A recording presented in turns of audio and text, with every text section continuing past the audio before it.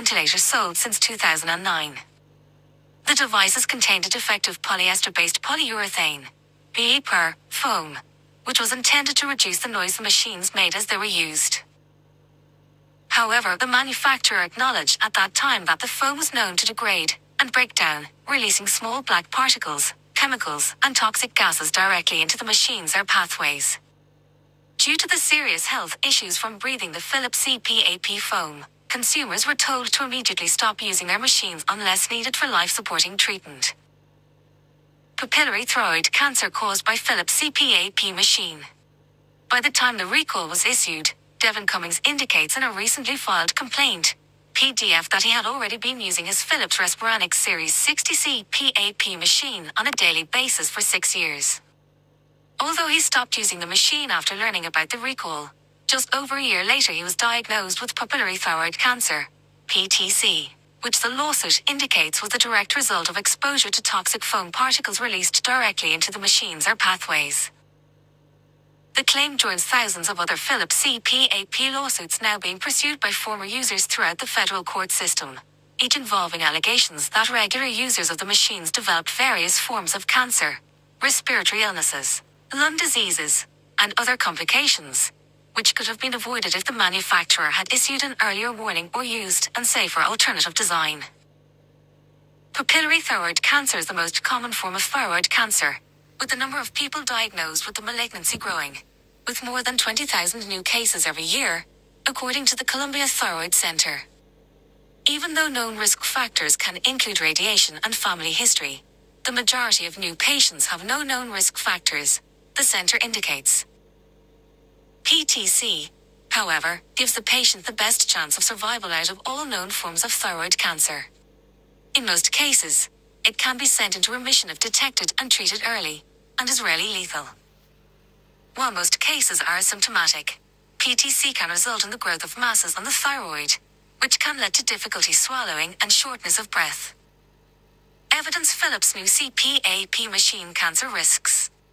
Cummings' lawsuit says he would not have had to receive treatment or suffer life-altering side effects if Philips had warned consumers and the medical community when problems with its CPAP machines were first detected. Philips knew about the potential health risks from its PAP devices related to pepper foam degradation well before notifying the public on the 14th of June, 2021, Cummings' lawsuit states.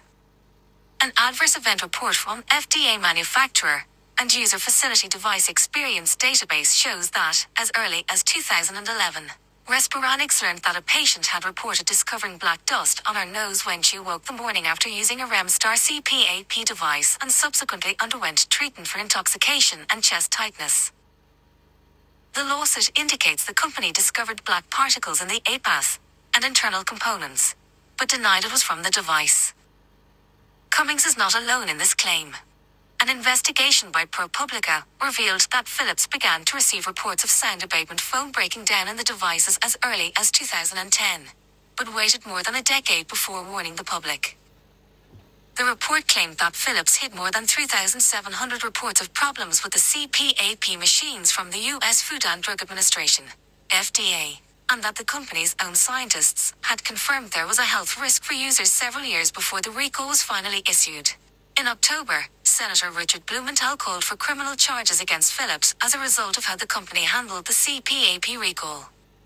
Earlier this month, he was joined by Senator Dick Durbin in calling for an investigation into the FDA's oversight of medical devices as a result of the Philips debacle. December 2023 Philips CPAP lawsuit update.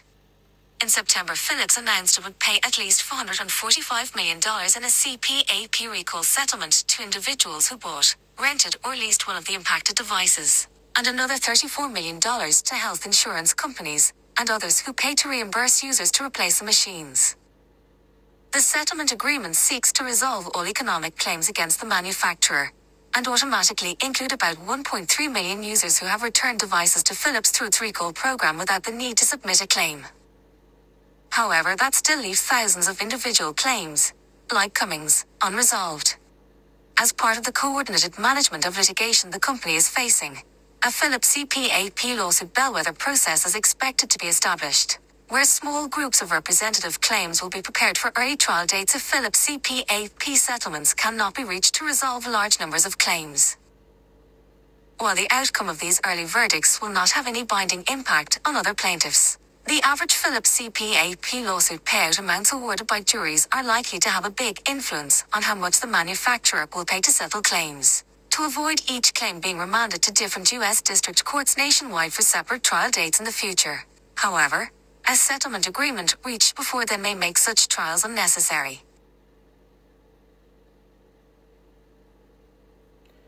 So, you heard the whole audio to this article. I'm going to sum up my thought by saying this.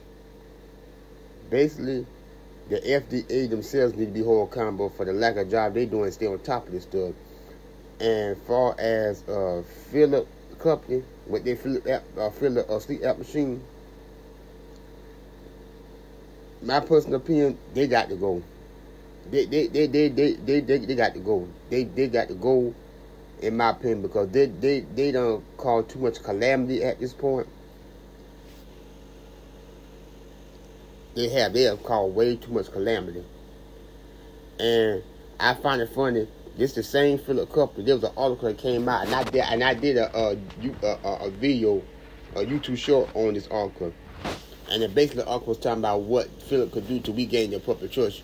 I'm sorry, but at this point, you don't squash any hopes and chances of that.